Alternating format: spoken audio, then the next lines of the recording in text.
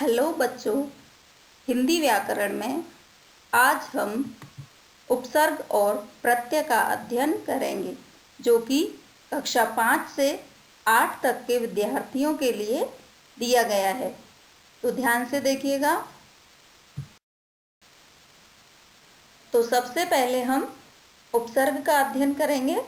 उपसर्ग उप मीन्स पहले, सर्ग मीन्स शब्द। तो शब्द के पहले लगने वाले शब्दांश, मतलब भाषा में कुछ ऐसे शब्द होते हैं जिन्हें तोड़कर नहीं लिखा जा सकता है। ऐसे शब्दों को मूल शब्द कहते हैं। मतलब अगर हम उन्हें तोड़कर लिखें तो वे निरर्थक हो जाते हैं, जैसे पढ़, लिख, हार आदि। इन शब्दों के पहले या बाद में किसी शब्दांश को जोड़कर इनके अर्थ में परिवर्तन किया जा सकता है। मतलब इन शब्दों में हम पहले कोई भी शब्दांश जोड़ दें या बाद में जोड़ दें तो इनके अर्थ में परिवर्तन हो जाता है, और उन शब्दांशों को ही उपसर्ग या प्रत्यय कहा जाता है। तो उपसर्ग की परिभाषा देखिए। ऐसे शब्द या शब्दांश जो किसी मूल शब्द के पहले जुड़कर उनके अर्थ में परिवर्तन कर देते हैं, उन्हें उपसर्ग कहते हैं। जैसे मूल शब्द हार में अलग अलग उपसर्ग जोड़कर उसके अर्थ में परिवर्तन किया जा सकता है। जैसे वि उपसर्ग जोड़ने से बना विहार। हार का अर्थ होता है पहनने वाला हार या हार जाना, लेकिन अगर वि उपसर्ग जोड़ दें तो विहार मीन्स घूमना, और उप उपसर्ग जोड़ दें तो उपहार मतलब गिफ्ट, तोहफा। और भी उपसर्ग हम हार शब्द में जोड़ सकते हैं, जैसे कि आहार, संहार, प्रतिहार, प्रहार, और सभी के अर्थ अलग अलग होंगे। तो इस प्रकार जो शब्दांश शब्द मूल शब्द के पहले जुड़ते हैं उन्हें उपसर्ग कहते हैं। बच्चों, अब यहाँ पर उपसर्गों का वर्गीकरण देखिए। हिंदी में अन्य भाषा के शब्दों का प्रयोग होने के कारण अन्य भाषाओं के उपसर्ग का प्रयोग भी होता है। मतलब कि हमारी हिंदी भाषा में संस्कृत, उर्दू, फारसी आदि अनेक शब्दों के प्रयोग होते हैं, इसलिए उपसर्ग भी अलग अलग भाषाओं के ही प्रयोग में लाए जाते हैं। जैसे इस आधार पर उपसर्गों को 3 भागों में बांटा गया है।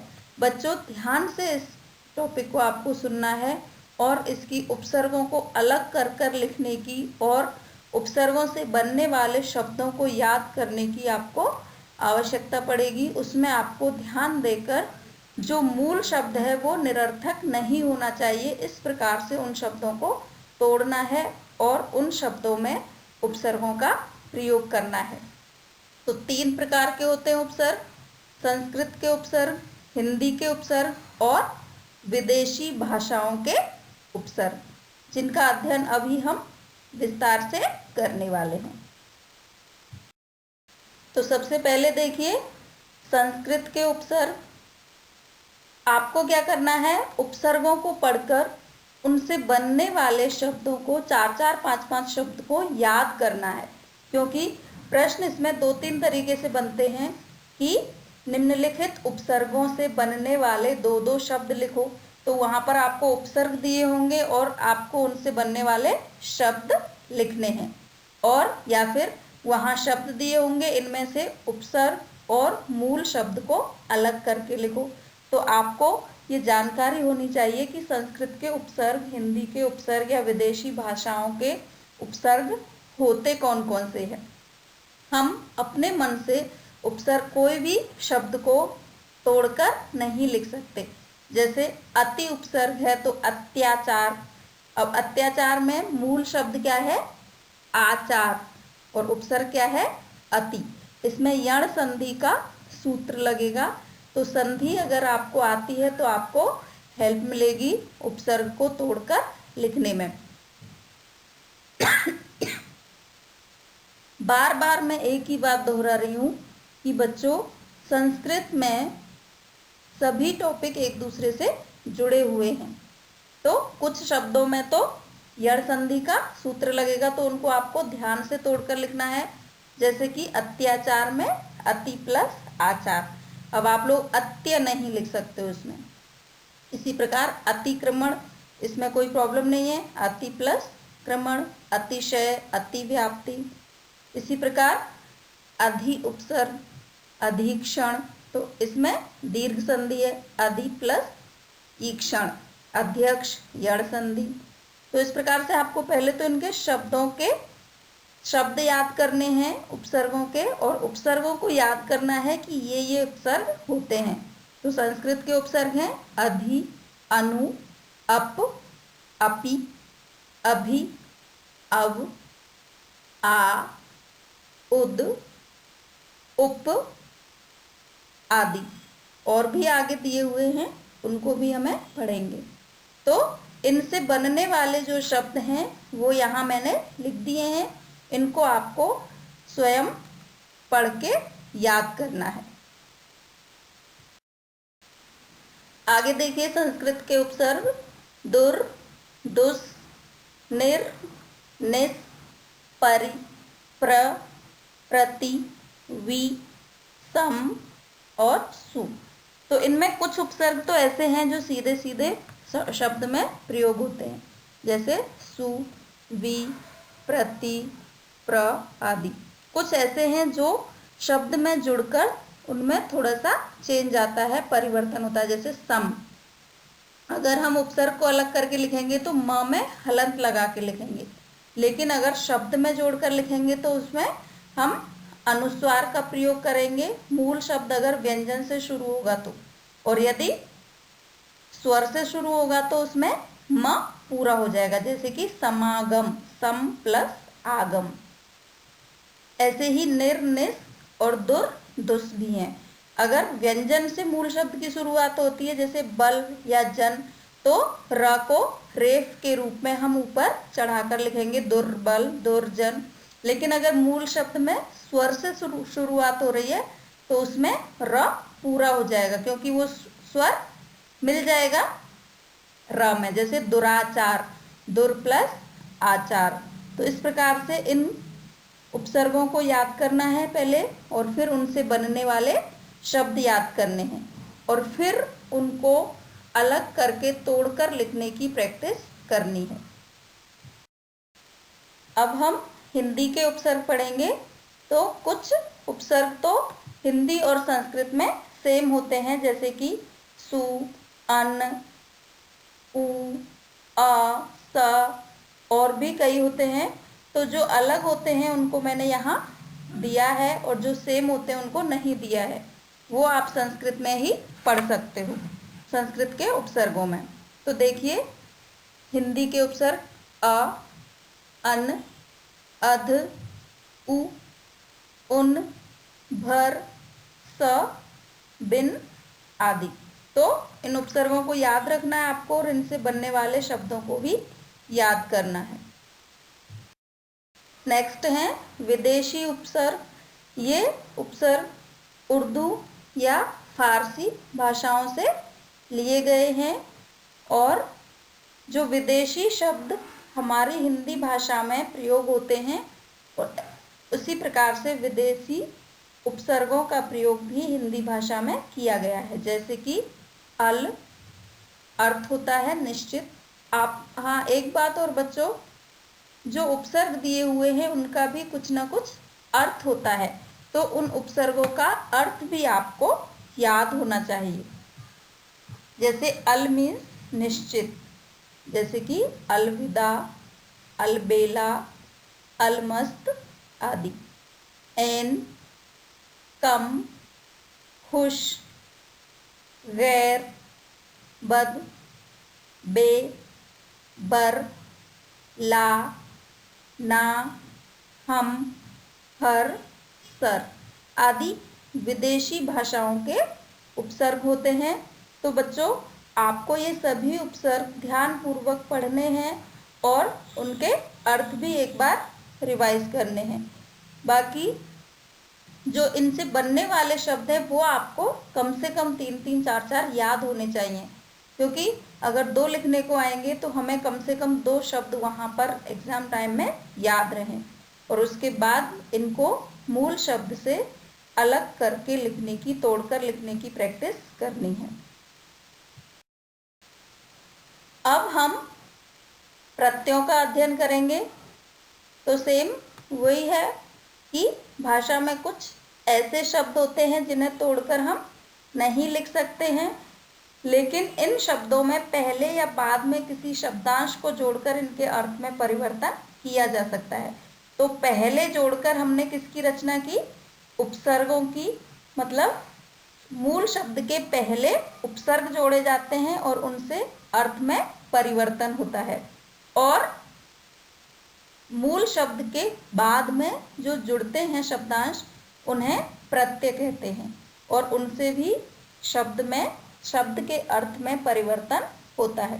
तो प्रत्यय की परिभाषा देखिए, ऐसे शब्द या शब्दांश जो किसी मूल शब्द के बाद में जुड़कर उनके अर्थ में परिवर्तन कर देते हैं उन्हें प्रत्यय कहते हैं। जैसे मूल शब्द हार में प्रत्यय जोड़कर उसके अर्थ में परिवर्तन किया जा सकता है, जैसे कि हार प्लस ना प्रत्यय जोड़ दे तो हार ना।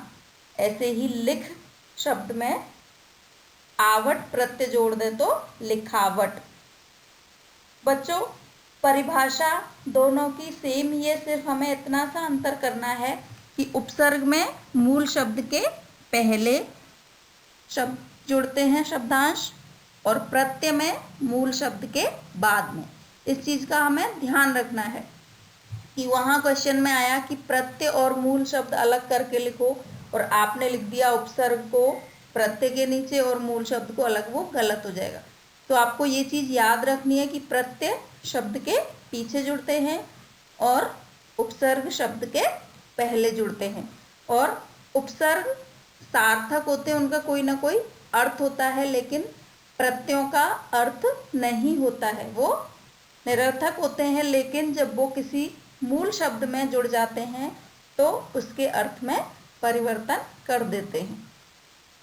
एक बात और बच्चों ध्यान देने वाली कि जब हम किसी भी मूल शब्द में उपसर्ग जोड़ते हैं तो उसका अर्थ बिल्कुल अलग हो जाता है, बिल्कुल ही परिवर्तित हो जाता है, मूल शब्द से उसका कोई भी संबंध नहीं रहता है। लेकिन जब हम प्रत्यय किसी मूल शब्द में जोड़ते हैं तो उसके शब्द में परिवर्तन तो होता है, लेकिन उस मूल शब्द से मिलता जुलता ही परिवर्तन होता है। जैसे कि सुंदर मूल शब्द है जो कि सुंदर है, और उसमें अगर हम ता प्रत्यय जोड़ दें तो सुंदरता। ऐसे ही लिख मीन्स कोई भी लिखने की चीज़, और फिर उसमें आवट जोड़ें तो लिखावट, तो उससे मिलता जुलता ही अर्थ रहता है। तो कुछ प्रमुख प्रत्यय देखिए यहाँ पर। प्रत्यय भी 2 प्रकार के होते हैं, कृत प्रत्यय और तद्धित प्रत्यय। तो जो कृत प्रत्यय होते हैं वो क्रिया में जुड़ने वाले प्रत्यय होते हैं, मतलब कि जो क्रियाएं होती हैं उनमें हम कोई भी प्रत्यय को जोड़ते हैं वो होता है कृत प्रत्यय, और जो संज्ञा सर्वनाम विशेषण आदि में जुड़ते हैं वे तद्धित प्रत्यय। तो सबसे पहले हम कृत प्रत्यय पढ़ेंगे। अक, अक्कड़, आऊ, आकू, आड़ी, ओना, आई आदि। इनके अतिरिक्त और भी कई कृत प्रत्यय हैं, जैसे आका, ता, नी, अन, आ, अत, ना आदि। तो इनसे बनने वाले जो शब्द हैं वो आपको याद करने हैं, और फिर उनको मूल शब्द से अलग करके तोड़कर लिखने की प्रैक्टिस भी करनी है। देखिए, तद्धित प्रत्यय संज्ञा सर्वनाम व विशेषणों के अंत में जुड़ने वाले प्रत्यय तद्धित प्रत्यय कहलाते हैं। जैसे आर, लोहा से लोहार, सोना से सुनार। ऐसे ही कुम्हार, किया मुखिया, लुटिया, रसिया, दुखिया, एरा, कमेरा, सपेरा, लुटेरा। कुछ प्रत्यय ऐसे हैं जिनको जोड़ने में मूल शब्द में थोड़ा सा परिवर्तन आता है। जैसे कि एरा प्रत्यय है तो इसमें कमेरा शब्द हम बनाएंगे तो मूल शब्द है काम, मतलब जो काम को करने वाला होता है उसे कहते हैं कमेरा। तो काम प्लस एरा बनेगा कमेरा। ऐसे ही सांप प्लस एरा बराबर सपेरा। से लूटने वाले को लुटेरा, तो लूट प्लस एरा, ना कि लुट।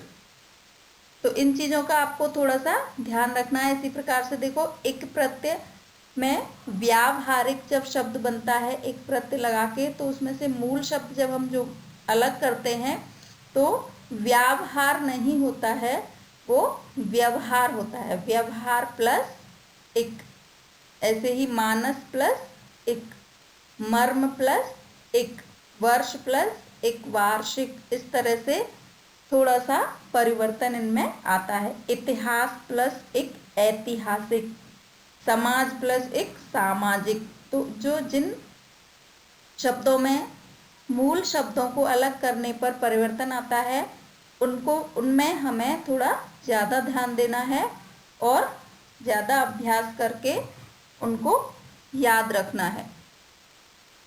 अन्य प्रत्यय देखिए तो आलू, आना, इन, इत, अत आदि। तो इस प्रकार इस पाठ में आप सबने उपसर्ग और प्रत्यय का अध्ययन किया। तो बच्चों, आपको इन सभी उपसर्ग और प्रत्ययों को ध्यान से पढ़ना है और याद करना है। साथ ही साथ कॉपी में उदाहरण लिखकर मूल शब्दों को अलग करके लिखने का अभ्यास भी करना है। अब आगे कुछ प्रश्न दिए हुए हैं, अभ्यास प्रश्न, उनको आपको हल करना है। तो यहाँ पर कुछ अभ्यास प्रश्न दिए हुए हैं जो कि इस पाठ में पढ़े हुए ही हैं सारे। आपको उन्हें हल करके लिखने का अभ्यास करना है। तो क्वेश्चन नंबर 1 देखिए, उपसर्ग की परिभाषा लिखिए। आपको उपसर्ग की डेफिनेशन लिखनी है। नेक्स्ट, प्रत्यय किसे कहते हैं, प्रत्यय की डेफिनेशन। अति और अन उपसर्ग से बनने वाले दो शब्द लिखने हैं आपको। निम्न शब्दों में से मूल शब्द और उपसर्ग छांटकर लिखो। यहाँ पर जो शब्द दिए हुए हैं उनमें से मूल शब्द और उपसर्ग को आपको अलग अलग करके लिखना है। तो या तो आप प्लस करके लिख सकते हो या फिर आप 2 कॉलम बना सकते हो, पहले मूल शब्द उसके बाद उपसर्ग। तो मूल शब्द के नीचे मूल शब्द और उपसर्ग के नीचे उपसर्ग, इस तरीके से इनको हल करना है। जैसे कि अमूल्य, अमूल्य में मूल शब्द हुआ मूल्य और उपसर्ग हुआ अ। इस प्रकार से आपको लिखना है। नेक्स्ट क्वेश्चन, एरा और आई प्रत्ययों से बनने वाले दो शब्द लिखो। आपको जो प्रत्यय दिए हुए हैं पाठ में उनसे बनने वाले शब्द याद करने हैं, उसके बाद इन प्रश्नों का उत्तर देना है। निम्न शब्दों में से मूल शब्द और प्रत्यय छांट कर लिखो। सेम वैसे ही करना जैसे उपसर्ग का किया है। मूल शब्द और प्रत्यय 2 कॉलम बना के मूल शब्द के नीचे मूल शब्द और प्रत्यय के नीचे प्रत्यय लिखना है। तो इस प्रकार से आपको सभी प्रश्नों के उत्तर देने हैं और पाठ को ध्यानपूर्वक पढ़ना है। Thank you and have a nice day.